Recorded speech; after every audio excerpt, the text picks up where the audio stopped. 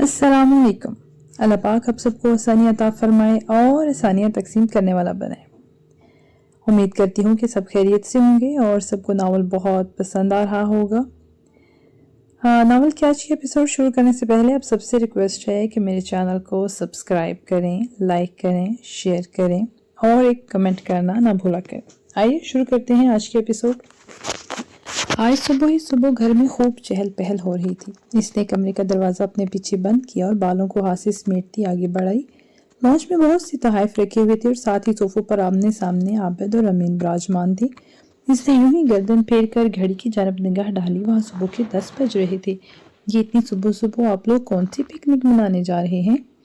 इसने दुपट्टा शानों पर दुरुस्त किया और सोफे पर आ बैठी झुककर एक शॉपिंग बैग उठाया, अंदर रखा। चौकोर सा बड़ा डिब्बा सिल्वर रंग की पैकिंग में जगमगा रहा था। भाई साहब से मिलने जा रहे हैं हम लोग। आप तो चश्मा लगाए मोबाइल में कोई नंबर तलाश कर रहे थे। मसरूफ से बोले तो इसने सर इस बात में हिलाया और मजीद शॉपिंग बैग से देखने लगी। तुम नहीं चलोगी? इनकी तबीयत ठीक नहीं तो हम सबको इनकी आदत के लिए जाना ही चाहिए। रमी ने जोड़े पर डाला दुपट्टा दुरुस्त करते हुए इससे कहा तो इसने गहरा सांस लेकर पाँव पर को चढ़ाए। आप लोग चले जाए माँ, मैं परसों ही तो मिलकर आई थी इनसे और वैसे भी आज रेस्ट करना चाहती हूँ घर में रहकर। ये पूरा हफ्ता ही बहुत मसरूफ और थका देने वाला गुजरा है, इसने कहकर कनपटी को सहलाया। रात की नींद के बाद अब वो बहुत बेहतर महसूस कर रही थी।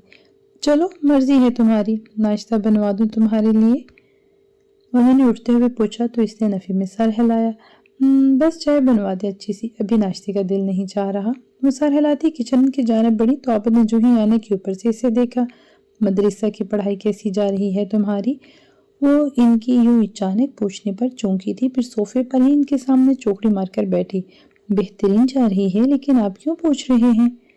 देख रहा हूँ कि तुम्हें अपने हक के लिए बोलना आ गया है। तुम अब पहले जैसी नहीं रही हो। इनका इशारा गालबन पिछले रात हुई बहस की जानब था। इसने हचल सा होकर सर घुचाया था। आपके भाई को नाराज कर चुकी हूँ मैं, इस पर डांटेंगे नहीं मुझे? डांटता, अगर बात नाजायज होती तो जरूर कान खींचता तुम्हारे, लेकिन बात दुरुस्त थी। वैसे भी लोग वही बात कबूल करते हैं जो वो कबूल करना चाहते हैं बाबा। मैं अभी सवाल से परेशान नहीं होती। इंसान का अपना मामला खुद के साथ दुरुस्त हो तो फिर वो बाहर वालों से इख्तलाफ के बाद इंतशार का शिकार नहीं होता। वो हंकारा भरते सीधे हो बैठे थे, फिर ऐनक निगाहों से हटाकर हाथ में थामी फोन एक जानब सोफे पर रखा। अच्छी बात है कि तुम बहुत कुछ सीख गई हो, ये बहुत काम आएगा तुम्हारे आगे जिंदगी में। अब भी आ रहा है काम तो? मजे से कंधे झुकाकर कहा तो मुस्कुरा दिए। अरहम और मास में तुम्हें कोई फर्क लगता है या दोनों एक ही जैसे हैं? ये आपके सवाल पर वो सटपटाई थी। इससे इनसे ऐसे किसी भी सवाल की तवक्को नहीं थी। आप क्यों पूछ रहे हैं? रमी ने इसे चाय लाकर दी तो इसने अपना पसंदीदा कप थाम लिया। निगाहें अभी बाबा की जानिब ही थी। वैसे ही पूछ रहा हूँ, जानना चाहता हूँ कि तुम्हारी नज़र में कितना फ़र्क है इन दोनों में। इसने चाय आगे बढ़कर दरमियानी टेबल पर रखी, फिर आराम से आबिद को देखा। अरहम एक बुज़दिल और घटिया इंसान है और मास वो आप पर मुनहसर है कि आप इसका कौन सा हिस्सा देखना चाहते हैं। क्या जवाब दिया था इसने? आबिद लम्हा भर को लाजवाब हो गए थे, फिर मुस्कुरा दिए। तुमने ये नहीं कहा कि माज अच्छा है या बुरा, तुमने तो बात आगे वाले पर डाल दी। रबीत, कब से तुम इतनी समझदार हो गई हो? अब वो महफूज होते हुए पीछे को बैठे तो वो भी मुस्कुरा दी, फिर आगे बढ़कर अपना चाय भरा कप उठाया। इस उड़ती भाप लम्हा ब लम्हा फिजा में तैर कर गायब होने लगी थी। जो हकीकत है मैं आपके गोश्त गुजार चुकी हूँ। इससे अच्छा इसलिए नहीं कहा क्योंकि मैं जानती हूँ कि वो इतना अच्छा नहीं है, और बुरा कहकर मैं इसे जज नहीं करना चाहती। मैं जानती हूँ कि वो अपने कामों की वजूहात रखता होगा बाबा, और वो वजूहात वो छोटी मोटी नहीं होंगी, वो बहुत अटल होंगी। आप और मुझे से घरेलू लोग इन वजूहात को झुटला नहीं पाएंगे। जानता हूँ ये बात तो मैं, वो लोगों को ट्रिक करना जानता है। इसे पता है कि किसी बातों से कायल करना है और किसी हाथों से दरमियाना रास्ता तो जानता ही नहीं। वो हमेशा इंतहाओं पर कम सर अंजाम देता आया है। रमी ने इन दोनों की बातें समझने की कोशिश कर रही थी। वो अभी तक जो ने समझ आया था वो बस यही था कि बात माज और अरहम के मुतल्लिक हो रही थी। ऐसा ही है, वो लोग को सफ़ेद और स्याह खानों में रखने का आदी है। बहुत मुश्किल से किसी सुरमई इंसान को कबूल पाता है वो। اور جانتے ہیں بابا، یہی اس کی سب سے بڑی کمزوری ہے۔ انہوں نے اس کے بعد اتفاق کرتے ہوئے سر ہلایا، پھر ہاتھ میں بندی گھڑی دے کر اٹھنے ہی لگے تھے کہ دروازے سے اندر داخل ہوتے اقبال پر نگاہ پڑی۔ ربیل نے سر پر دوپٹہ ڈالا تھا لیکن وہ وہیں ٹھہر چکا تھا۔ عابد کے تاثرات بھی اس کے یوں بغیر کسی کھٹکے کے داخل ہونے پر سنجیدہ ہوئے تھے۔ آئندہ اگر آؤ تو پہلے اجازت لے لیا کرو اقبال، ربیل اب پردہ کرتی ہے، جانتے ہو نا تم۔ اور وہ جو دوپٹہ چہرے کے گر لپیٹ ہی رہی تھی یکدم چونکہ اقبال ان کے غیر متوقع سے رد عمل پر گڑبڑایا تھا۔ میں وہ دراصل سوری تھا، مجھے خیال کرنا چاہیے تھا، آئندہ خیال رکھوں گا۔ اور پھر بات کے بغیر ہی الجھتا ہوا اگلے پل پلٹ بھی گیا۔ رمین نے خفگی سے ان دونوں کی جانب دیکھا تھا۔ اس بچے کو بات تو کرنے دیتے آپ عابد، یوں ہی بیچارہ شرمندہ ہو کر چلا گیا۔ اور تم ربیل، اگر پردہ کرتی ہو تو یوں بغیر دوپٹے کے نہ بیٹھا کرو، تمہاری وجہ سے ہمارے رشتے خراب ہو رہے ہیں۔ اور ان کی صلواتوں پر اس نے مسکرا کر سر جھکا لیا تھا۔ بابا بھلے ہی اس کے حاضر جوابی سے محفوظ ہوئے ہوں لیکن رمین کو اس کا یوں بات کرنا ایک آنکھ نہیں بھایا۔ جس کی وجہ سے وہ اپنے رشتے کھو رہے تھے، انہیں یہ ہرگز بھی گوارا نہیں تھا۔ ہمارے رشتے ربیل کی وجہ سے نہیں بلکہ ہمارے رشتے داروں ہی کی وجہ سے خراب ہو رہے ہیں بیگم۔ اب جبکہ سب کو معلوم ہے کہ اس گھر میں ایک لڑکی پردہ کرنے والی رہتی ہے تو انہیں ہر آن اس بات کا خیال رکھنا ہوگا کہ ہم نے منہ اٹھا کر اس گھر میں نہیں جانا، پہلے گھر والوں کو آگاہ کرنا ہے، پھر گھر کے اندر داخل ہونا ہے۔ آئندہ ایسے کبھی بھی نہیں کرے گا۔ یہ انگلی سے دروازے کی جانب اشارہ کیا تو رمین کھلی آنکھوں سے ان کی بے نیازی دیکھتی ہی رہ گئی، اور دیکھ کر تو انہیں ربیل بھی رہی تھی تو اسے ایک لمحے کے لیے بالکل ماس جیسے لگے تھے۔ اس جیسے بے نیاز اکڑ اور ذرا بھاڑ میں ڈالو والے سوچ کر اسے خود ہی اپنے تبصرے پر ہنسی بھی آئی تھی۔ آپ لوگوں کی منطق تو دن بدن میری سمجھ سے باہر ہوتی جا رہی ہے۔ مجھے سمجھ نہیں آ رہا کہ آپ لوگ ماس کا اثر لے رہے ہیں یا وہ آپ لوگوں کا۔ خیر اب جو بھی ہے اٹھیں، ہمیں دیر ہو رہی ہے۔ بھائی صاحب کے گھر جانے کے بعد آپ کو میٹنگ میں جانا ہے اور مجھے زاہد کی جانب۔ مجرت میں کہتی باہر کی جانب بڑھی تو عابد نے ربیل کو دیکھ کر کندھے اچکائے، پھر اٹھ کر اس کے پاس آئے تو وہ یوں ہی گردن بچوں کی طرح اٹھا کر انہیں دیکھنے لگی۔ تھینکس بابا۔ اس کی آنکھیں جانے کیوں ایک لمحہ باریک سے پانی کے زرے سے چمکی تھی۔ وہ جو اپنی جنگ خود لڑ رہی تھی آج کسی ایک کو اپنی طرف کا ساتھ دیتے دیکھ کر اس کی آنکھیں بنا اجازت ہی نم ہو گئی تھی۔ اب کبھی کبھی لگتا ہے کہ تمہارا فیصلہ بالکل درست تھا۔ پردہ کرنے والوں کے گھروں میں کوئی ایسے ہی داخل نہیں ہو سکتا جیسے شہزادیوں کے محل میں کوئی منہ اٹھا کر نہیں جا سکتا۔ تم سے ہر کوئی بات نہیں کر سکتا اور نہ ہی تم ہر کسی سے بات کرتی ہو۔ تمہارا ایک الگ مقام ہے اور ایک الگ درجہ ہے جو ہر پردہ کرنے والی کے نصیب میں آتا ہے۔ مجھے اب سمجھ آیا کہ اسلام لڑکیوں کو کون سی عزت دینا چاہتا ہے۔ خوش رہو اور اسی عزت کے ساتھ جیو۔ تو اب وہ ہلکا سا جھکے تھے، اس کی آنکھوں سے آنسو لڑکنے کو بےتاب ہونے لگے۔ وہ بالکل اس کے عین سامنے تھے۔ اب اس عزت کے علاوہ تم کسی بھی کم تر شے پر راضی نہ ہونا، کیونکہ پھر اس عزت سے کم پر راضی ہونے والوں کا انجام اچھا نہیں ہوتا۔ تو اس کے سر پر ہاتھ رکھتے سیدھے ہوئے تو اسے لمحہ بھر کو یقین ہی نہیں آیا کہ یہ وہی بابا ہیں جنہوں نے اس کے حجاب کو لے کر بہت سختی سے اس رشتے کو بچانے کا کہا تھا، اور آج اس پہر وہ اس سے کہہ رہے تھے کہ اس عزت سے کسی کم شے پر راضی نہ ہونا سوائے ہسارے کے اور کچھ نہ ہوگا۔ کتنا سچ کہہ گئے تھے وہ۔ اس سے گردن پھر کر انہیں دروازے سے باہر نکلتے دیکھا اور پھر مسکرا کر آنکھیں رگڑتی جیسے ہی اٹھنے لگی بساختہ چونکی، اتنا کیوں روتی ہو؟ کسی کا جملہ اس کی سماعت کا حصہ بنا تھا۔ ہنس کر سر جھٹکتے سے اندازہ ہوا کہ وہ واقعی بہت رویا کرتی تھی۔ خیر وہ جیسی تھی ویسے ہی تھی۔ یقیناً ایک وقت ایسا بھی آنا تھا کہ جب یہ ساری باتیں اسے تکلیف دینا بند کر دیں گی، اس سے بس خاموشی سے لمحات کا انتظار کرنا تھا۔ لانچ سے اٹھ کر کچن کی طرف بڑھتے وہ اس پھیلی نرم سی صبح کی مانند دمک رہی تھی۔ ان سارے تحائف کی کیا ضرورت تھی عابد؟ تمہارا آنا ہی کافی تھا میرے لیے، تمہارا آنا ہی سب سے بڑا تحفہ تھا میرے لیے۔ انہوں نے فردر جذبات سے کہہ کر بساختہ اپنی آنکھیں رگڑی تو عابد کو ان پر پیار آیا۔ عمر رسیدہ ہونے کے باوجود بھی ان کی معصومیت کسی چھوٹے بچے کی معصومیت کو مات دیا کرتی تھی۔ کچھ لوگ ہوتے ہیں زندگی بھر کی کٹن راہیں بھی انہیں سختی کی جانب نہیں دھکیلتی، وہ آخری عمر تک کسی معصومیت کے ساتھ زندہ رہتے ہیں جن کے ساتھ پیدا کیے جاتے ہیں، اور بلا شبہ وقار انہی لوگوں میں سے تھے۔ اور یہ روایت شروع کس نے کی تھی بھائی صاحب؟ انہوں نے نرمی سے پوچھا تو ہنس پڑے۔ سرخ و سفید نورانی سا چہرہ اس سمے بے حد کھل رہا تھا۔ ہاں ٹھیک ہے، میں نے ہی کی تھی، لیکن دیکھو تو ایک چھوٹی سی کاوش کا کس قدر بہترین پھل دیا ہے اللہ نے مجھے۔ تم میرے گھر آئے ہو، اللہ کے رسول محمد صلی اللہ علیہ وآلہ وسلم نے سچ فرمایا تھا کہ تحائف دلوں کی رنجشوں کو دور کرتے ہیں۔ بے شک وہ سچائی کا پیکر تھے۔ انہوں نے کہہ کر اینک آنکھوں پر جمائی تو دنیا ایک بار پھر سے صاف ستھری نظر آنے لگی، ہر گھر سے پاک اور واضح۔ بلا شبہ عابد نے بھی کہہ کر سر ہلایا تھا اور اسی پل ماس چائے کی ٹرالی گھسیٹتا لانچ میں چلا آیا۔ رمی نے سر سے پیر تک اسے دیکھا۔ جیند اور سفید ہائی نیک سویٹر میں اس کا سراپا بہت خوبصورت لگ رہا تھا، صاف ستھرا اور سلجھا ہوا۔ بال ہمیشہ کی طرح ماتھے پر گر رہے تھے اور سویٹر کے آستین میں پیچھے لپٹی ہونے کے باعث اس کے مضبوط ہاتھ اور واضح ہونے لگے تھے۔ درمیانی ٹیبل پر چائے رکھ کر وہ گھٹنوں کے بل بیٹھا چائے بنا رہا تھا۔ بیٹے میں کر لیتی ہوں یہ۔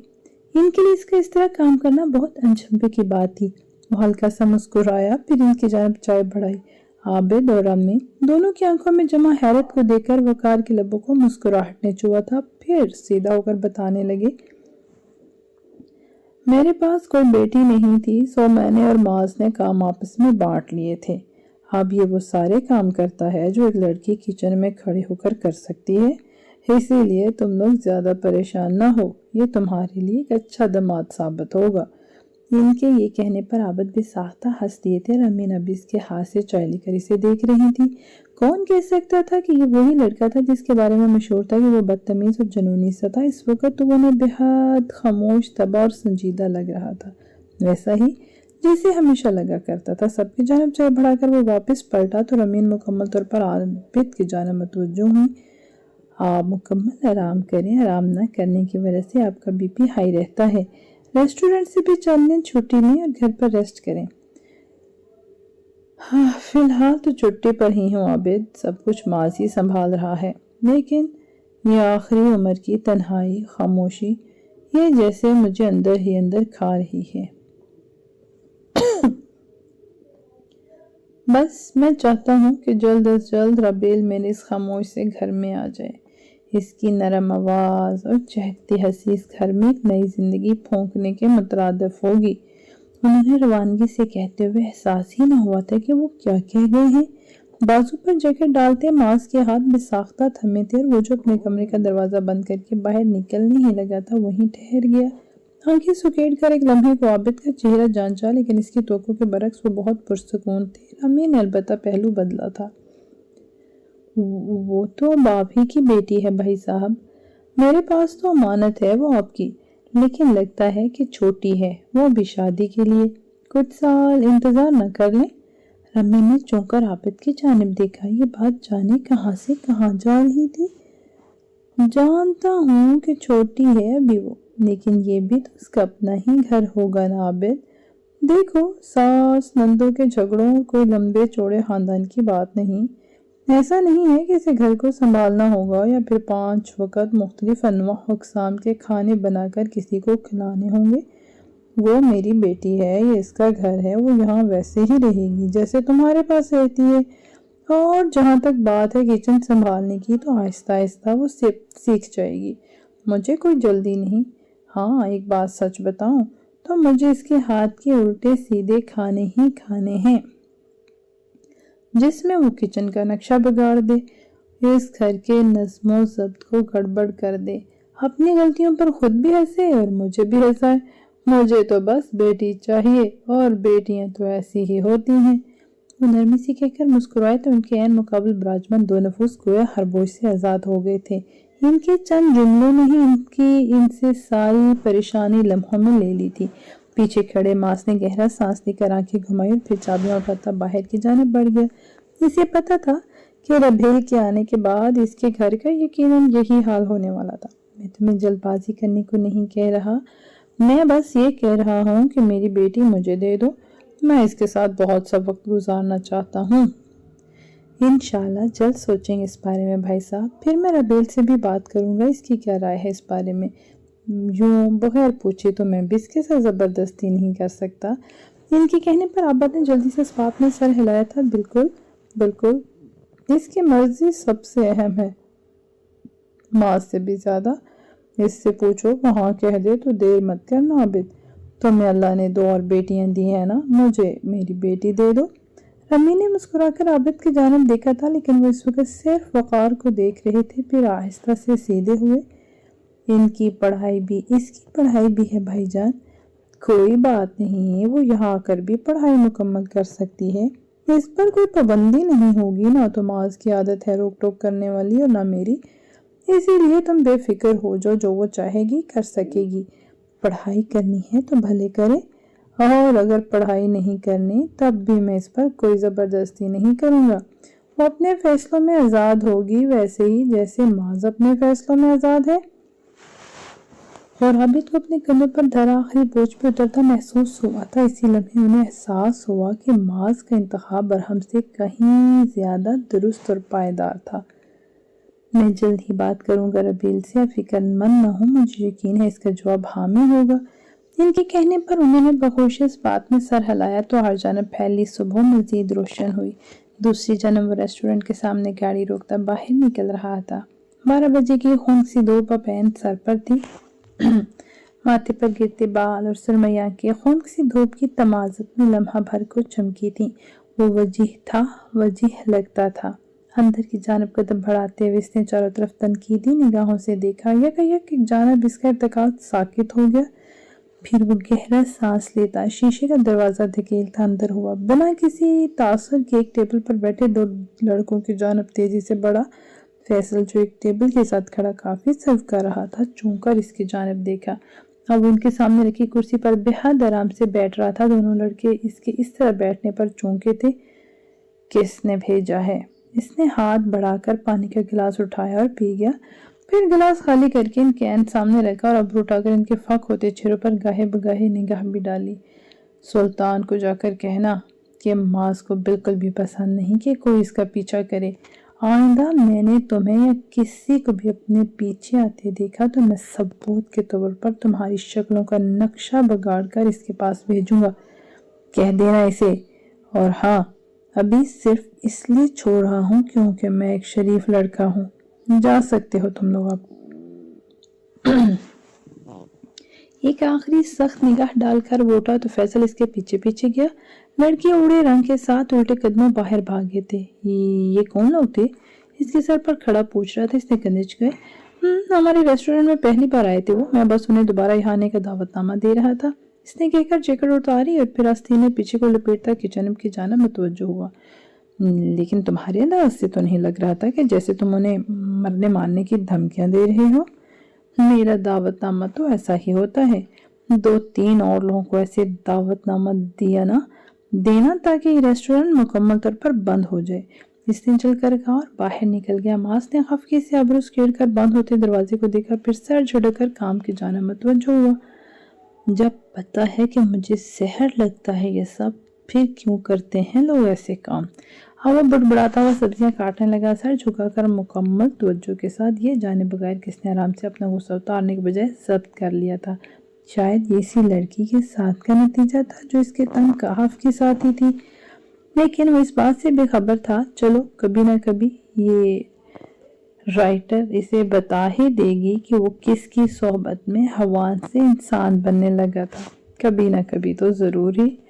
اٹس گڈ لائن، وہ جو کہا کرتی تھی اپنے رب سے، ٹوٹا دل لیے نم آنکھوں اور لرزتی سانسوں کے درمیان، کہ وہ بکھرنے لگی ہے، گھلنے لگی ہے لوگوں کی باتوں سے، ان باتوں سے جو تکلیف دیا کرتی تھی کہیں اندر تک۔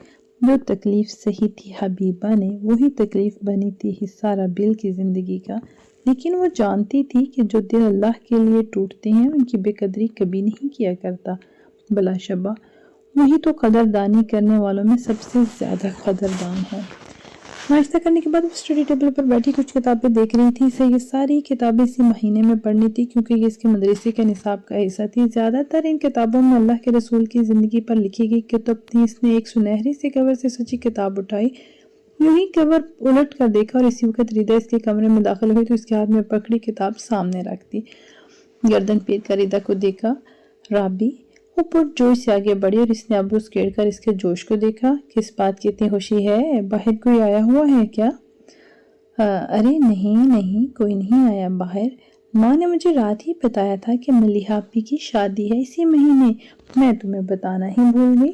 ملیحہ اس کے اکلوتے ماموں کی اکلوتی صاحبزادی تھی۔ ان سے عمر میں 5-6 سال بڑی تھی تو کبھی ان سے اتنی بے تکلف نہیں ہو پائی، اور نہ ہی ماموں کے گھر ان کا اتنا آنا جانا تھا کہ اس کی شادی کے لیے اس قدر پرجوش ہو جاتی جتنی ابھی ردا ہو رہی تھی۔ اس نے گہرا سانس لے کر ایک بار پھر سے رخ کتابوں کی جانب پھیرا تو ردا اس کی غیر دلچسپی پر بدمزہ ہوئی۔ خوشی نہیں ہوئی تمہیں؟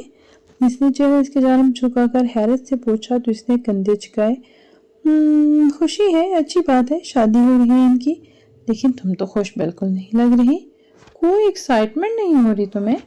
یہ تو اس کی بے نیازی سے صدمہ ہی پہنچ گیا تھا۔ اس نے خوف زدہ چہرہ اٹھایا۔ ردا، میں خوش ہوں، لیکن اب میں خوشی ثابت کرنے کے لیے ایک سے دوسرے کمرے میں جا کر سب کو تو نہیں بتا سکتی۔ اب تم جاؤ، مجھے بہت کام ہے۔ تمہیں کب کام نہیں ہوتا؟ اور ویسے بھی کام ہوگا بھی کیا؟ یہ اتنی ڈھیر ساری کتابیں پڑھو گی تم اپنے اس بور سے کمرے میں بیٹھ کر؟ بتاؤ، چلے گی نا شادی میں؟ چلو گی نا شادی میں؟ ریتا، میں دیکھوں گی، اگر ہو سکا تو صرف بارات یا ولیمے میں ہی شرکت کر سکوں گی، مہندی کا تو سوال ہی پیدا نہیں ہوتا۔ ایک تو ملیحہ آپا کی طبیعت انتہائی شوق اور سونے پہ سہاگا، ہمیشہ سے موسیقی کے دلدادہ ماموں، ان کے یہاں کتنا بھرپور انتظام کیا جائے گا گانا بجانے کا، اس سے تم بھی واقف ہو اور میں بھی، اس لیے میں نہیں جاؤں گی۔ لیکن شاید شدت پسند بننے کی کیا ضرورت ہے ربیع، گانے تو وہ لگائیں گے نا، تم تو نہیں، تو ان کا گناہ تمہارے سر نہیں جائے گا، یہ ان کا اپنا مسئلہ ہے۔ وہ بے چینی سے اس کے گھٹنوں کے ساتھ بیٹھ گئی تھی۔ اس نے جو ہی گردن ترچھی کر کے اسے دیکھا، پھر اپنی کرسی اس کے جانب پھیری۔ اب وہ اس کے سامنے بیٹھی تھی، بالوں کو اونچی پونی میں قید کیے، بچوں جیسی ناراضگی کے ساتھ اسے دیکھتی ہوئی۔ اس جگہ جانے سے منع کیا گیا ہے ردا جہاں اللہ کی نافرمانی ہو رہی ہو۔ میں ایسی کسی جگہ پر جو ہی نہیں جا سکتی، تم جا سکتی ہو کیونکہ تم نے اسے کوئی وعدہ نہیں کیا، لیکن میں۔ اس نے ایک لمحے کو گردن پھیر کر اس سنہری سی کتاب کو دیکھا جس کی یاد ایسی ہی کسی آزمائش کی گھڑی میں لمحہ بھر کو چمک کر ماند ہو جایا کرتی تھی۔ میں نے اس سے وعدہ کیا ہے ردا، میں نے اللہ سے عہد باندھا ہے، میں نے اپنے پچھلے اعمال پر توبہ کی ہے، اگر میں لاپرواہی کر کے دوبارہ سے انہی جگہوں پر جانا شروع کر دوں گی تو جانتی ہو پھر کیا ہوگا؟ ردا گردن اٹھائے اسے دیکھ رہی تھی، اس کی بات سمجھنے کی کوشش کر رہی تھی۔ پھر وہ کبھی دوبارہ میرے وعدے پر یقین نہیں کرے گا۔ میں تمہیں کوئی لیکچر نہیں دینا چاہتی اس پر، لیکن یہ ایک بہت سنجیدہ بات ہے، ہم نے اللہ ہی سے کیے گئے وعدوں کا مذاق بنا لیا ہے۔ یاد کرو کہ ہم سے عالم ارواح میں کون سا عہد دیا گیا تھا، یہی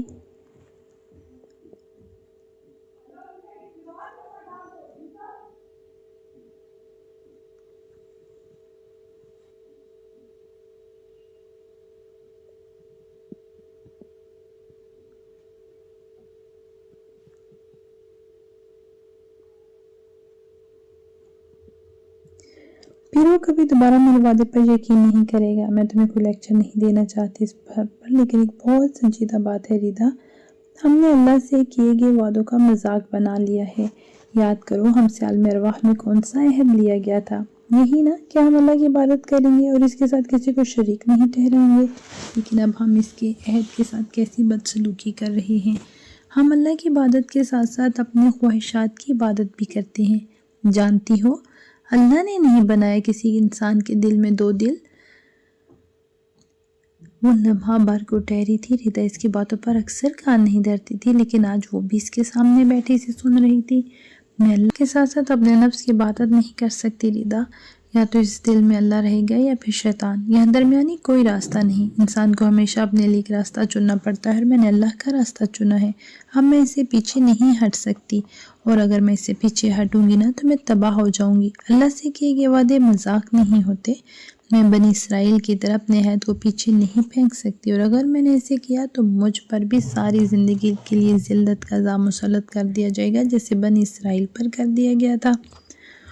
قرآن کی طالبہ بے حد روانی سے بول رہی تھی اور اس کی زبان کا بول بے حد صاف تھا، صاف، آسان اور ٹھہرا ہوا۔ وہ باتیں مشکل نہیں تھی اور نہ ہی ربیع کو مشکل باتیں کرنی آتی تھی، وہ باتیں تو بس خوف زدہ کرتی تھی، انسان کو ڈرا دیتی تھی، جیسے ابھی ردا نے یکدم چرچری لی تھی۔ تم تو مجھے ڈرا رہی ہو رابی، اس نے بے حد خفا ہو کر کہا تو وہ مسکرا دی، پھر اس کا کھال تھپکایا۔ جو اللہ سے ڈرتے ہیں جنتیں انہی کے حصے میں آتی ہیں۔ تمہاری زندگی بہت مشکل ہے، تم کہاں کہاں تک بچو گی اس سب سے؟ یہاں تو ہر قدم پر گناہ ہے، ہر قدم پر کانٹے ہیں، ہر قدم پر آزمائش ہے۔ تمہیں نہیں لگتا کہ تم نے ایک بہت گھٹن راستے کا انتخاب کیا ہے؟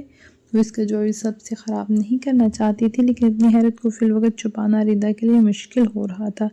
اسے اندازہ نہیں تھا کہ ربیل ان معاملات کو لے کر اس قدر سنجیدہ تھی۔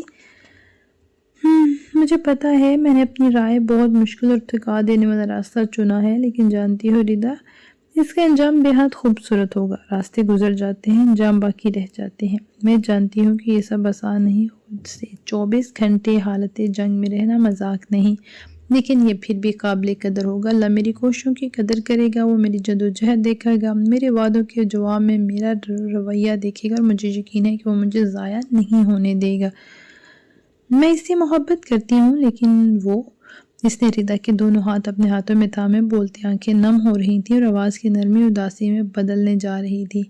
اور مجھ سے زیادہ محبت کرتا ہے، وہ مجھ سے زیادہ محبت کرتا ہے۔ آسمان سے بہت نرم گالے پگھل کر گرنے لگے تھے۔ زمین پر موجود ایک لڑکی اپنی سب سے زیادہ پاکیزہ محبت کے اظہار یوں برملا کر کے ساری کائنات میں پھیلی گناہوں کی سیاہی کو سینچ رہی تھی۔ ردا چند پل اس کی نم آنکھوں میں دیکھے گئی۔ تمہیں کیسے پتا ہے کہ وہ تم سے زیادہ محبت کرتا ہے؟ اس کے سوال پر ربیل نم آنکھوں سے مسکرائی تھی، پھر ایک لمحے کو گردن پھیر کر محبت سے اس کی سنہری کتاب کو دیکھا۔ میں بہت جگہوں پر گر کر زخمی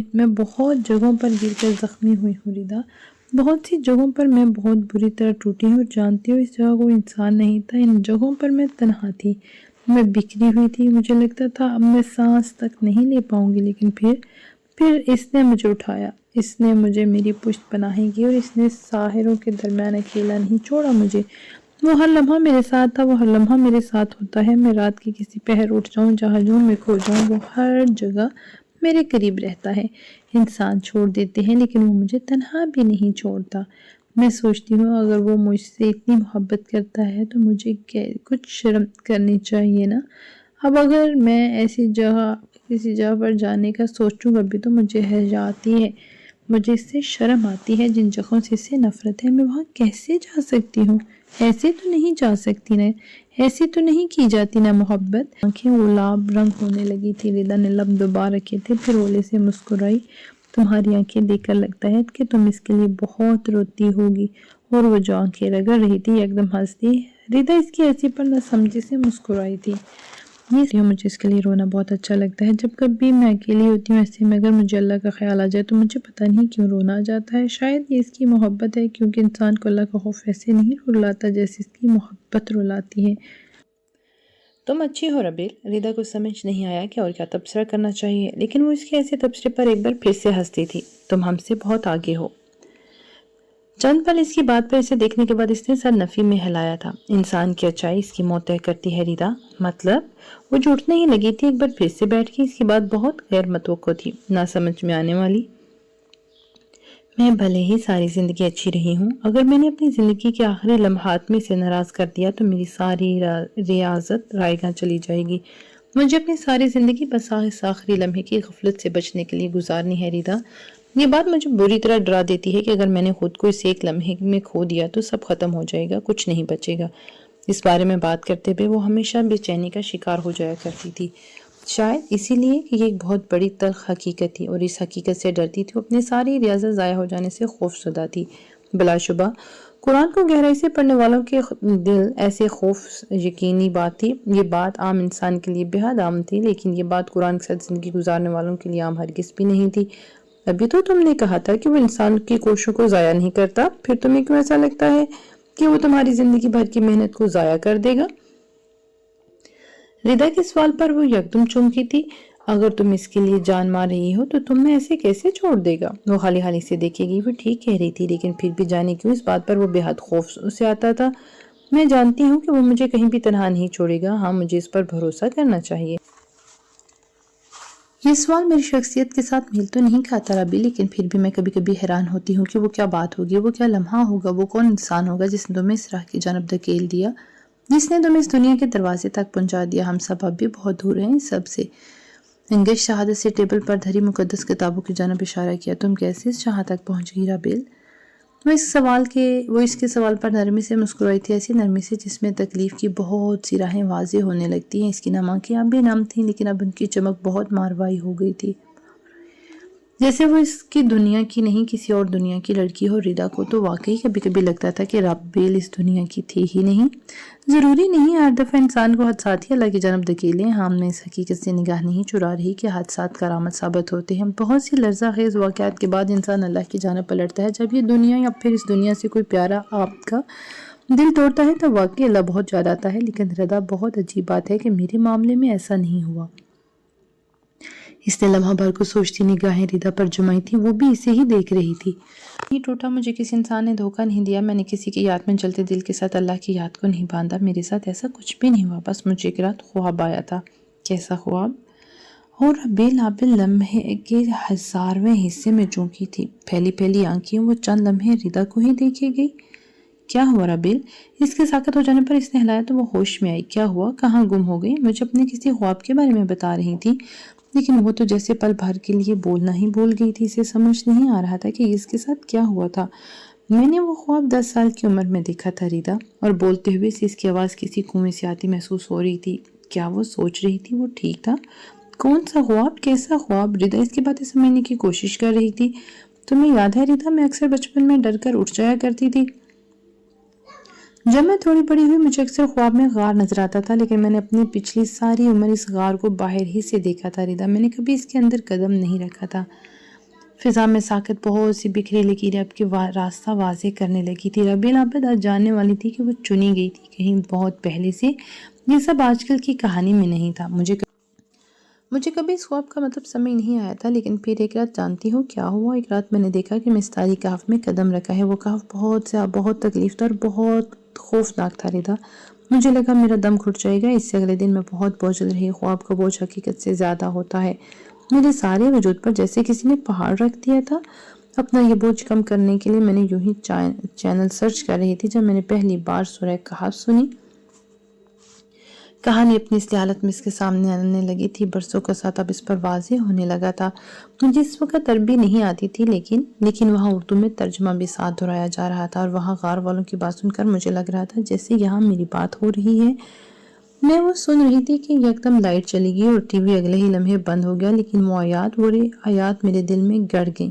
میں بے چینی سے اپنے کمرے میں آئی، جھجکتے ہوئے وضو بنایا اور قرآن کھول کر بیٹھ گئی۔ اور جانتی ہو ردا، اس دن اللہ نے مجھ سے پہلی دفعہ بات کی تھی۔ اس غار والوں کے قصے میں جتنی نشانیاں پنہاں تھیں اور جتنی اذیت اس غار سے قبل گزار چکے تھے، جتنی اذیت گزار کر اس غار تک پہنچے تھے، مجھے سب نے ہلا دیا تھا۔ میں ڈر گئی تھی۔ میں نے اسی وقت قرآن کا دروازہ بند کیا تو زندگی میں پہلی بار میرے ارد گرد اس کہف کی سی خاموشی تحلیل ہونے لگی۔ خود سے بول رہی تھی، مدھم آواز میں کسی نتیجے تک پہنچنے کی صحیح میں اس پر اب کے بہت کچھ واضح ہونے لگا تھا۔ کیا واقعی وہ خواب 10 سال قبل اس پر وارد ہوا تھا؟ کیا وہ خواب ماز کے خواب کے ساتھ ہی دیکھتی آ رہی تھی؟ کیا وہ اور ماز ایک ساتھ ہی اس غار کا خواب دیکھا کرتے تھے؟ اس کے دماغ میں بیک وقت بہت سے جکٹ چلنے لگے تھے، اور ہم سے منگنی ہو جانا، دراصل قبل خواب دیکھنا، اس کا سر پر حجاب لپیٹنا، کہف کی اذیتیں، اس کی منگنی ٹوٹ کر رشتہ ماں سے جڑ جانا، کیا یہ سب ایک اتفاق تھا؟ یہ اتفاق تھا یا انتخاب؟ اسے سمجھنے میں دقت ہونے لگی۔ ردا جو اس کے سامنے بیٹھی تھی اس کی گنجلک سوچوں کے ساتھ چھوڑ کر جا چکی تھی، اور اب تنہا اپنے کہف میں بیٹھی ادھوری کہانی کو مکمل کرنے کی کوشش کر رہی تھی۔ بہت سے گزرتے واقعات کے ساتھ میل کھانے لگی تھی، اب کہ اس پر بہت کچھ کھلنے لگا تھا۔